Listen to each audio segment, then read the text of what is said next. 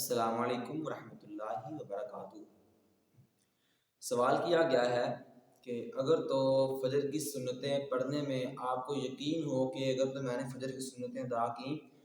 تو فجر کی جماعت جو ہے وہ گزر جائے گی، تو اس وقت کیا کریں؟ تو جواباً عرض یہ ہے کہ اگر تو آپ کو یقین ہے کہ اگر تو میں نے فجر کی سنتیں ادا کی تو فجر کی جماعت جو ہے وہ گزر جائے گی، میں جماعت کے ساتھ شامل نہ ہو سکوں گا، تو بہتر یہ ہے کہ آپ فجر کی سنتیں چھوڑ کر فجر کی جماعت کے اندر شامل ہوں، اور نماز کے فوراً بعد سلام پھیرتے ہی سنتیں پڑھنا جائز نہیں۔ مستحب طریقہ یہ ہے کہ طلوع آفتاب کے 20 منٹ بعد سے لے کر دحوہ کبریٰ تک پڑھ لیں تو مستحب ہے۔ طلوع آفتاب یعنی جب سورج چڑھے، یعنی جب سورج چڑھنا شروع ہو اس وقت سے لے کر دحوہ کبریٰ اس وقت کو کہتے ہیں کہ صبح طلوع آفتاب سے غروب آفتاب تک جتنا وقت بنے